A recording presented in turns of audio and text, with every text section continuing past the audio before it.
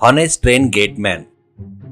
भावनगर शहर में एक रेलवे गेट था। उस गेट के पास एक आदमी काम करता था जिसे हर कोई जानता था। उसका नाम गोपाल था। गोपाल कुछ समय के बाद ही उसकी नौकरी से रिटायर्ड होने ही वाला था। लेकिन गोपाल की सबसे बड़ी विशेषता ये थी कि वो अपनी ड्यूटी बड़े ही सही ढंग से करता था। चाहे दिन हो या रात हो, गोपाल हर एक चीज में विश्वास रखता था। अगर वो यहाँ से हट गया तो किसी का जीवन जा सकता है। वो ऐसा किसी भी कीमत पर नहीं होने देना चाहता था। गोपाल का दिल तो अच्छा था, लेकिन उसकी बातें बहुत ही कड़वी होती थी। इसलिए बहुत से लोग गोपाल द्वारा पहरा दिए जा रहे उस रेलवे गेट के पार करने से डरते थे।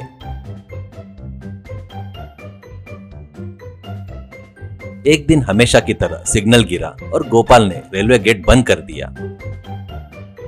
तभी साराया नाम का एक व्यक्ति सिर पर समोसे की टोकरी लिए नीचे झुककर तेजी से गेट पार करने की कोशिश करने लगा। यह देखकर गोपाल चिल्लाया, ए साराया, रुको रुको, कहाँ दौड़ रहा है? और वो दौड़ते हुए साराया के पास आया।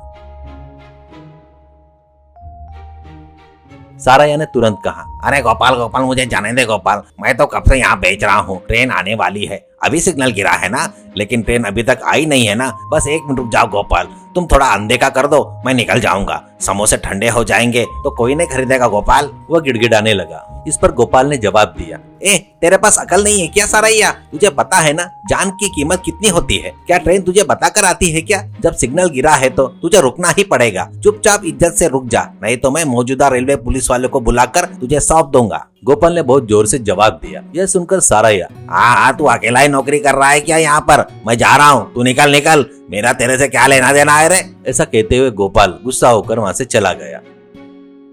यह सब देखकर एक रिक्शा चलाने वाले ने गोपाल के पास आकर, अरे गोपाल बाबा, तुम इतनी मेहनत क्यों करते हो? क्यों इन सब की गालियां सुन रहे हो? जाने देते तो चला जाता ना, अभी तक तो ट्रेन भी नहीं आई है।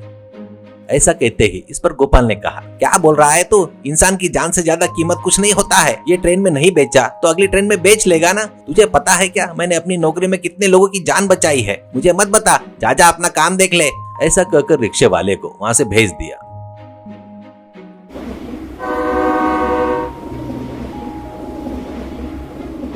इसी बीच एक दिन गोपाल हमेशा की तरह ड्यूटी कर रहा था। सिग्नल पड़ा और गोपाल ने गेट बंद कर दिया। गोपाल को ना देखकर बाइक चलाने वाला एक व्यक्ति तेजी से बाइक धकेलते हुए रेलवे गेट पार करने की कोशिश करने लगा।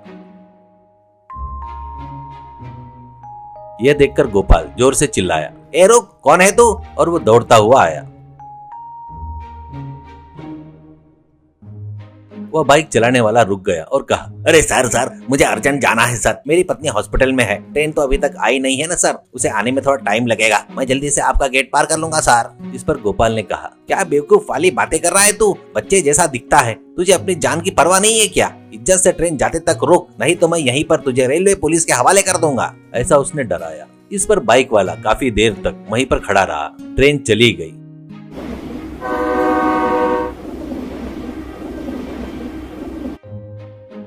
बाइक वाले ने तुरंत कहा, क्या तुम्हें थोड़ी सी भी अकल है क्या? इतने बड़े हो गए हो, देखा ना ट्रेन कितने देर के बाद आई। वहाँ मेरी पत्नी प्रसव पीड़ा से तड़प रही है। हम दोनों ने प्रेम विवाह किया है, मेरे सिवा उसका कोई नहीं है। लेकिन तुम्हें ये सब कैसे समझ में आएगा? इतनी उम्र हो गई है पर तुम्हें ज्ञान नहीं है। उसने गोपाल को डांटा। उस पर गोपाल ने कहा, अरे बेटा, इतना गुस्सा क्यों कर रहा है? मुझे क्यों नहीं समझ में आएगा? क्या तुम्हें लगता है कि मेरी उम्र हो गई है तो मेरे बच्चे नहीं होंगे? लेकिन मुझे जान की बहुत कीमत है। अगर मैं ऐसे ही आंखें बंद करके जाने देता तो जिसने तुम्हें इतने प्यार करके शादी की है उसका कौन होता बताओ? ऐसा कहते ही यह सुनकर बाइक वाला शांत हो गया। तभी उसे एक फोन आया। खबर सुनते ही उसका चेहरा उतर गया। गोपाल ने तुरंत पूछा, अरे क्या हुआ? एकदम ऐसे उदास क्यों हो गए? क्या खबर है? फोन में कौन था? कहते ही उस पर बाइक वाले ने बहुत दुख होकर कहा, अरे कुछ नहीं, मुझे बेटी हुई है। ऐसा कहते ही यह सुनकर गोपाल ने कहा, अरे लक्ष्मी देवी आई है, पैदा होते ही अपने पिता की जान बचा ली। अगर तू चला जाता तो आने वाली ट्रेन रफ्तार से तुझे टक्कर मारकर चली जाती। खुश हो बेटा, बेटियां पैदा होती है तो लोगों के मुंह लटक जाते हैं। ये छोड़ दे, तुझे अच्छी बेटी हुई है, तू उसे खूब पढ़ा और वो तेरा ध्यान रखेगी। खुश हो जा बेटा। ऐसा कहते हुए उसे वहाँ से भेज दिया।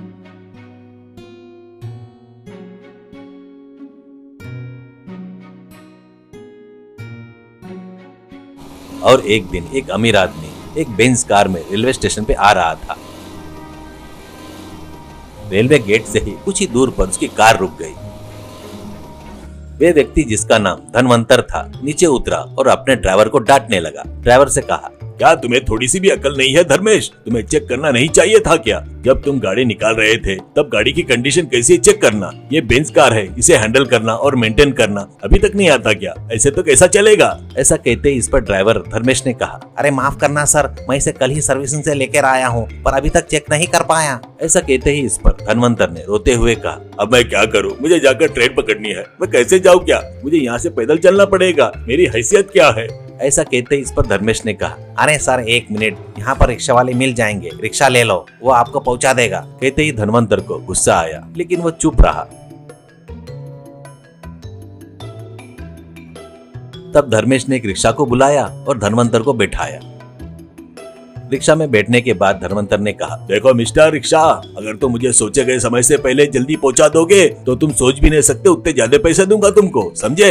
इस पर रिक्शे वाले ने कहा, अरे ठीक है बाबा, मैं अभी पहुंचा दूंगा सर। मैं इतनी तेज चलाता हूँ कि आप सीधे रेलवे स्टेशन के अंदर ही रुकोगे। उसने टूटी फूटी इंग्लिश में कहा। रिक्शा चलने लगा। धनवंतर बैठा था, रिक्शा जा रहा था। इतने में सिग्नल गिरा। ट्रेन का सिग्नल गिरने पर गोपाल ने रेलवे गेट बंद कर दिया। वह देखकर धनवंतर ने तुरंत कहा, ए रिक्शा रोक रोक, उस तरफ से जा, उस तरफ से जा। ऐसा कहते ही इस पर रिक्शे वाले ने कहा, अरे ठीक है सर, और रिक्शा चलाने लगा।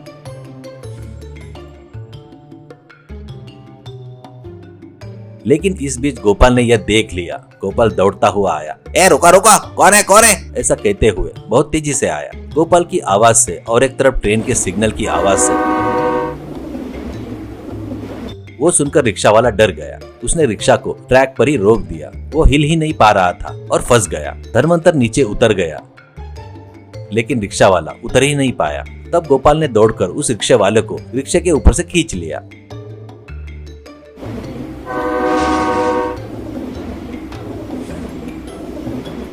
उस तरह उन दोनों की और रिक्शे वाले की जान बचाई, लेकिन ट्रेन की रफ्तार से रिक्शे के दो टुकड़े हो गए। यह देखकर रिक्शे वाला रोने लगा। उसका रोना देखकर धनवंतर ने कहा, अरे चुप, तेरी वजह से मेरी ट्रेन छूट गई। यह भी कोई काम है? मैं तुझे 1 रुपया भी नहीं दूंगा, जा जा यहाँ से। ऐसा कहा और तुरंत धनवंतर ने गोपाल की ओर मुड़कर देखा और कहा, वैसे तुम कौन हो? 1 मिनट में जाने वाली चीज के लिए इतना बड़ा बखेड़ा क्यों किया? तुम्हें हमारी समय की कीमत पता है क्या? ऐसा कहते ही यह सब देखकर गोपाल को गुस्सा आया। अरे देखिए सर, बड़ी बड़ी गाड़ियों में घूमना और बड़े बड़े सूट बूट पहनने से कोई अमीर नहीं कहलाता। थोड़ा दिल भी बड़ा होना चाहिए। जाइए जाइए, मुझे मत बताइए। ऐसा कहते हुए धनवंतर को वहां से हटा दिया।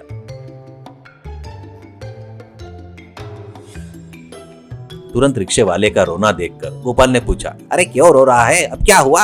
ऐसा कहते ही इस पर रिक्शे वाले ने कहा, वह मेरी रोजी रोटी थी, 2 टुकड़े हो गए, मुझे कौन देगा? ऐसा कहते हुए रोने लगा। तुरंत गोपाल ने कहा, अरे भाई रो मत, मैं कुछ दिनों में ही रिटायर्ड हो जाऊंगा। मैं तुझे अपने रिटायरमेंट का पैसा आधा हिस्सा दे दूंगा, तब रिक्शा खरीद लेना। ऐसा कहा। ये बात जाते हुए धनवंतर के कान में पड़ी। धनवंतर बिना कुछ बोले चला गया।